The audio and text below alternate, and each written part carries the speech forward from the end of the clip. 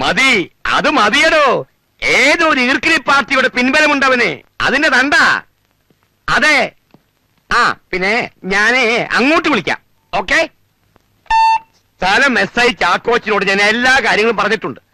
നിങ്ങൾ ചെന്ന് കാര്യം പറഞ്ഞിട്ട് അവൻ വഴങ്ങാൻ ഭാവമില്ലെങ്കിൽ പിന്നെ ഒന്നും നോക്കണ്ട, ഒരു കരിവിരുന്ന് പ്രയോഗം. അറിയാലോ? എന്നാ പോ. ശരി സാർ.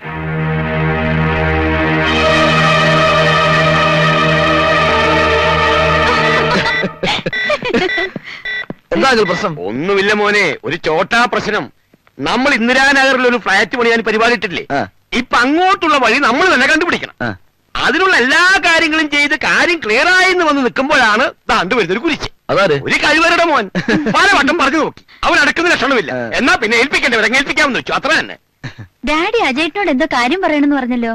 ആ, ഞാനത് അങ്ങ് മറന്നുപോയി. ഓ, മോള് പോയി കുടിക്കാൻ തന്നെ എടുത്തോണ്ട് വാ. ചെല്ലേ മോനിരിക്കും. വേറൊന്നുമല്ല, ഇനിയുള്ള എന്റെ എല്ലാ ബിസിനസ്സുകളിലും അജി എന്റെ കൂടെ ഉണ്ടായിരിക്കണം. മോനെ കണ്ടുകൊണ്ട് ഈ അങ്കിൾ ചില പദ്ധതികളൊക്കെ ശരിയാക്കുന്നുണ്ട്.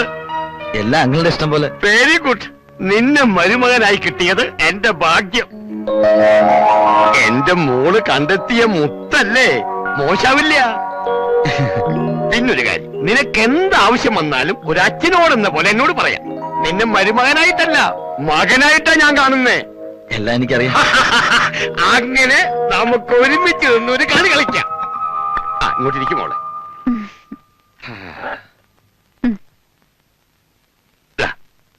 ഇല്ല, ഞാൻ കഴിക്കില്ല. കഴിക്കുമോനെ, നമുക്കിടയിൽ ഈ ഫോർമാലിറ്റീസ് ഒന്നും വേണ്ട. കഴിക്കേ.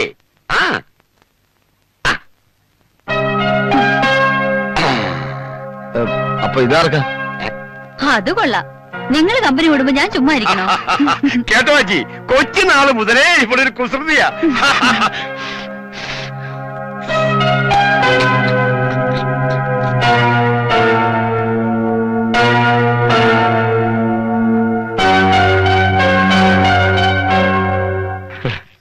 സ്വന്തം ഭർത്താക്കന്മാരോട് അല്പമെങ്കിലും സ്നേഹവും ബഹുമാനവും ഉണ്ടായിരുന്നെങ്കിൽ അവര് നമ്മളോട് പിറങ്ങി വരില്ലായിരുന്നോ?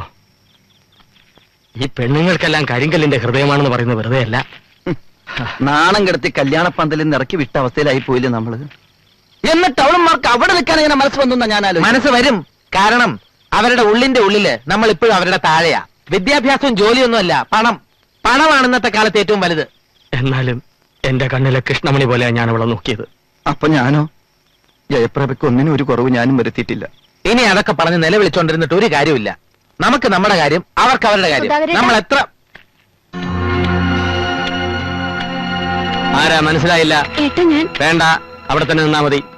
നീ ഞാനും തമ്മിലുള്ള ബന്ധം അന്നത്തോടെ തീർന്നു. എന്താ സുധാകരേട്ടൻ ഇങ്ങനെയൊക്കെ പറയുന്നേ?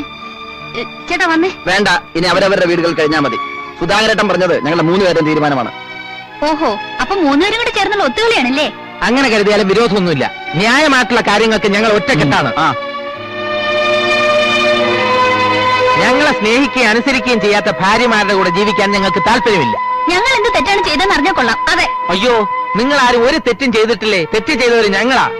പെൺമക്കൾക്ക് ഒരു വിലയും കൽപ്പിക്കാത്ത, അവരെ എങ്ങനെയെങ്കിലും ആരുടെയെങ്കിലും തലയിൽ കെട്ടിവെച്ചാൽ മതി എന്ന് വിചാരിക്കുന്ന ആൾക്കാരുമായിട്ട് ബന്ധം വെച്ചത് ഞങ്ങളുടെ തെറ്റ്. തങ്ങൾക്ക് പറ്റിയ ഭർത്താക്കന്മാരില്ല എന്ന് ഭാര്യമാര് കൂടെ കൂടെ കുത്തി നോവിച്ചിട്ടും അതെല്ലാം മറക്കാനും പൊറുക്കാനും തയ്യാറായത് ഞങ്ങളുടെ തെറ്റ്. അപമാനമെല്ലാം സഹിച്ച് അളിയന്റെ കല്യാണം സ്വന്തം കൂടപ്പുറപ്പിന്റെ കല്യാണം പോലെ ഗംഭീരമാക്കാൻ ശ്രമിച്ചത് ഞങ്ങളുടെ തെറ്റ്. അതെ ഉത്തമ, നിങ്ങൾ ഈ പറഞ്ഞതൊക്കെ തെറ്റാണ് ഞാൻ പറയില്ല കുട്ടികളെ. പക്ഷെ അന്ന് ഇവര് നിങ്ങളുടെ കൂടെ വരാതിരുന്നത് നിങ്ങളോട് സ്നേഹവും ബഹുമാനവും ഇല്ലാഞ്ഞിട്ടല്ല. ഈ അമ്മയുടെ നിസ്സഹായാവസ്ഥ അവർക്ക് മനസ്സിലായതുകൊണ്ടാ. കല്യാണത്തിന് നിങ്ങൾ എല്ലാവരും ഉണ്ടാകണം എന്നുള്ളത് ഈ അമ്മയുടെ ആഗ്രഹമായിരുന്നു. അതേതായാലും നടന്നില്ല.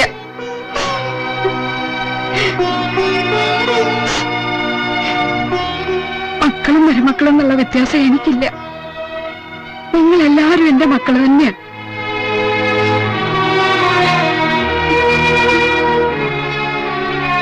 ഈ അമ്മയുടെ കണ്ണീരിന് എന്തെങ്കിലും വില കൽപ്പിക്കുന്നുണ്ടെങ്കിൽ എന്റെ മക്കൾ ഇവരോട് പൊറുക്കണം. ഇനി ഇവരുടെ ഭാഗത്തുനിന്ന് ഒരു തെറ്റും ഉണ്ടാവില്ല. ഈ അമ്മയുടെ അപേക്ഷയാ മോനെ. ഒന്ന് മാത്രം ഞാൻ ഉറപ്പു തരാം, അന്ന് നേരിട്ട പോലുള്ള അപമാനം നിങ്ങൾക്കിനി ഒരിക്കലും ഉണ്ടാവില്ല. നിങ്ങൾക്ക് തരാനുള്ള കാശിന്റെ കാര്യത്തിലും ഞാൻ എന്തെങ്കിലും ഒരു തീരുമാനം ഉണ്ടാക്കും. അതൊരു ഔദാര്യമല്ല, നിങ്ങളുടെ അവകാശം. പെട്ടെന്നുണ്ടായ ദേഷ്യത്തിൽ ഞങ്ങൾ എന്തെങ്കിലും അവിവേകം പ്രവർത്തിച്ചിട്ടുണ്ടെങ്കിൽ അമ്മ ഞങ്ങളോട് ക്ഷമിക്കണം. അടുത്തേക്ക് വരൂ അമ്മേ. നിങ്ങൾ വരിക.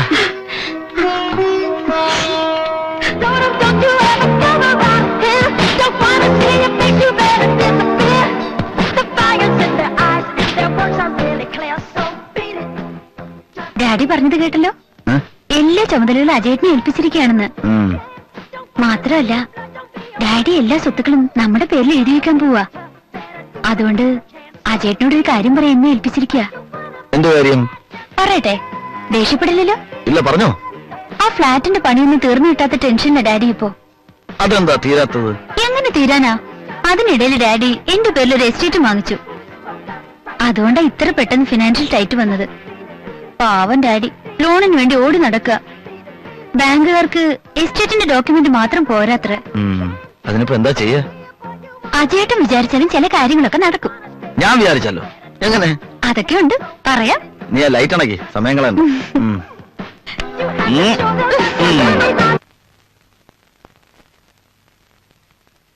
നിങ്ങൾ എന്താ ഒന്നും മിണ്ടാത്തെ? ഞാൻ കുറെ നേരമായി ചോദിക്കണല്ലോ, ഞാൻ അവരോട് എന്താ പറയണ്ടേ? നീ ഒന്നും പറയണ്ട, അവര് വന്ന് എന്നോട് ചോദിക്കട്ടെ, അപ്പൊ ഞാൻ സംസാരിച്ചോളാം. പണത്തിന് മാത്രം ഇത്ര കുറവുണ്ടെന്നുള്ളൂ, മാനാഭിമാനമൊക്കെ അവർക്കും ഉണ്ട്. എന്തോ? അത്ര കണ്ട് ആക്ഷേപിച്ചല്ലേ അതുങ്ങളെ അവിടുന്ന് ഇറക്കി വിട്ടത്. എന്നിട്ട് ഞാൻ ചെന്ന് പറഞ്ഞപ്പോ അവരെല്ലാം ക്ഷമിക്കാൻ തയ്യാറായി. അല്ലെങ്കിൽ പെമ്മക്കളെ മൂന്നും ഇവിടെ തന്നെ നിന്നേനെ. അതിനിപ്പോ ഞാൻ എന്താ വേണ്ടേ? ഞാൻ പറഞ്ഞ രൂപ അവർക്ക് കൊടുക്കണം. രൂപ എന്ന് പറയുമ്പോ ഒന്നും രണ്ടും അല്ല, 3 പേർക്കും കൂടി 3 ലക്ഷം കൊടുക്കണ്ടേ? ഇത് ഞാൻ എവിടെ നിന്നുണ്ടാക്കും? മാത്രമല്ല അജയന് ചില പുതിയ പദ്ധതികളൊക്കെ തുടങ്ങാനുള്ള പരിപാടി ഉണ്ട്. ഞാൻ അവനെ സഹായിക്കാന്ന് വാക്കും കൊടുത്തു. അതിന്റെ ഇടയില് നോക്കട്ടെ എന്താ വേണ്ട വെച്ച് ചെയ്യാം. നീ പോയി ചായ എടുത്തുണ്ടോ?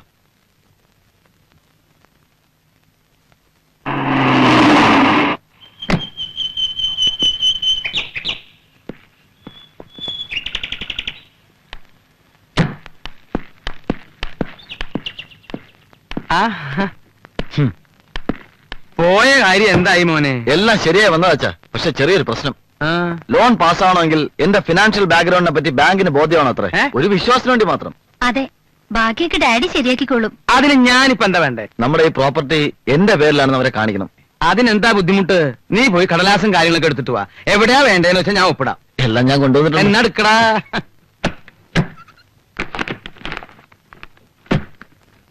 എവിടെയാണ്ടേ? ഇവിടെ ഒരു ആ, ഇനി എവിടെയാ? ഇവിടെ ആ, ഇനിയോ? ഒരെണ്ണം. ഓ, ആ, ചേച്ചിമാര് കുറച്ച് കാശ് ചോദിച്ചിട്ടുണ്ട്. അമ്മ കൊടുക്കാന്ന് പറയുകയും ചെയ്തു. ലോൺ കിട്ടിയ നിന്റെ ആവശ്യം കഴിച്ച് ബാക്കിയുണ്ടെങ്കിൽ എന്റെ ആവശ്യത്തിന് എന്നെ തികയില്ല. അച്ഛാ, ഇനിയും കുറെ കാശുകൂടി വേണം. അതെങ്ങനെ ഉണ്ടാക്കുമെന്നുള്ള ടെൻഷനില്ല അജയേട്ടൻ. ഓ, അത് ശരി. നിങ്ങൾ എന്തേ കാണിക്കണേ? ഉള്ളത് മുഴുവനും അവന്റെ പേർക്ക് എഴുതി കൊടുക്ക. അമ്മ എന്താ അങ്ങനെ പറഞ്ഞത്? ദണ്ണം കൊണ്ട് എത്ര ദിവസമായി പട്ടിയെപ്പണി നിന്റെ അച്ഛന്റെ പുറകെ ഞാൻ നടക്കാൻ തുടങ്ങിയിട്ട്. നിന്റെ പെങ്ങന്മാരുടെ കാര്യം തന്നെയാ ഞാൻ പറഞ്ഞത്. അമ്മ, ഇത് ഞാൻ ബാങ്കിന്റെ... നിർത്ത്, വിശദീകരണമൊന്നും വേണ്ട.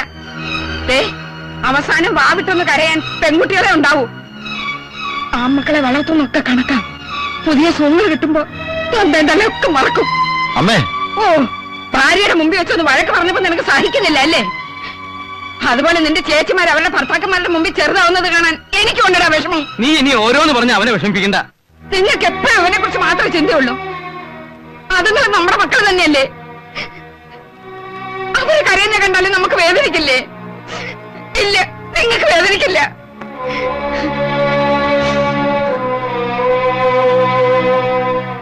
പണ്ട് മുതലേ ഉണ്ട് ഈ തരംതിരിവ്. ആദ്യത്തെ 2 പെണ്ണായി പോയപ്പോ എന്നോടുള്ള സ്നേഹത്തിന് പോലും കുറവ് കാട്ടിയത് എനിക്ക് ഓർമ്മയുണ്ട്. ശാരദേ, പറയണം, മനസ്സിൽ അടക്കി പിടിച്ചോണ്ട് നടക്കാൻ വയ്യ എനിക്ക്. അടങ്ങി അനുസരിച്ച് മടുത്തു. ഇത്രയൊക്കെ സംസാരിക്കാൻ ഇവിടെ ഇപ്പൊ എന്താ ഉണ്ടായത്? എന്തോ എനിക്ക് പേടിയാവുന്നു. എന്റെ കുഞ്ഞുങ്ങളുടെ മുഖത്ത് ഞാൻ ഇനി എങ്ങനെ നോക്കും? നീ ഇനി നോക്കുകയും പറയൊന്നും വേണ്ട. അവർക്ക് ഇനി നയാ പൈസ കൊടുക്കാൻ ഞാൻ ഉദ്ദേശിച്ചിട്ടില്ല. ദുഷ്ടനാ നിങ്ങൾ, ദുഷ്ടൻ. അനുഭവിക്കും. എന്റെ കുഞ്ഞുങ്ങളെ വേദനിപ്പിച്ച് ഞാൻ അനുഭവിക്കും. ഈശ്വരൻ നിങ്ങളെ വെറുതെ വിടില്ല. അനുഭവിക്കും നിങ്ങൾ ദുഷ്ടൻ.